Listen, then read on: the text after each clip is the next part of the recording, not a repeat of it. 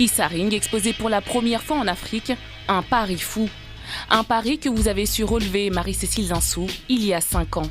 Je pense que le regard de Kissaring, dans la mesure où lui se reconnaît une certaine inspiration africaine, le fait de revoir ses œuvres ici, ça a du sens. Les enfants les comprennent, mais je pense que les enfants ont une capacité à tout comprendre. Faire découvrir et éduquer la jeunesse béninoise à l'art, une idée qui vous guide depuis longtemps.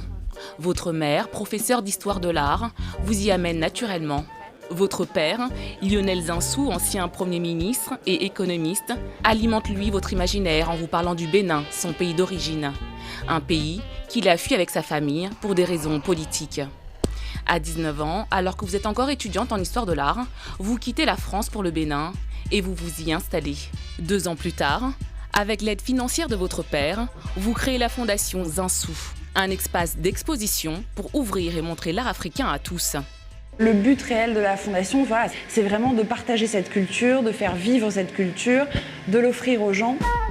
Samuel Fosso, Chéri Samba, Kipiri Katambo ou encore Romuald Azoumé, de nombreux artistes contemporains sont exposés dans votre musée ouvert en 2013 à Ouidah.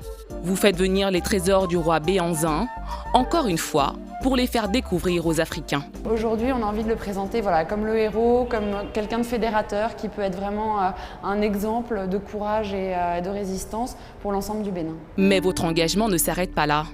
Vous faites de la restitution des œuvres d'art africaines votre cheval de bataille.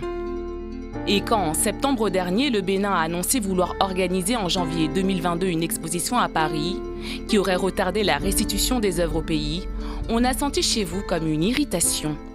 Aujourd'hui, je ne peux pas croire que ce soit une décision réelle. C'est même pas cohérent de faire une exposition des œuvres au Quai Branly en octobre et de refaire une exposition dans un lieu totalement inadapté, qui n'est pas un lieu d'exposition, qui n'a pas de rapport avec le Bénin et surtout qui est à Paris.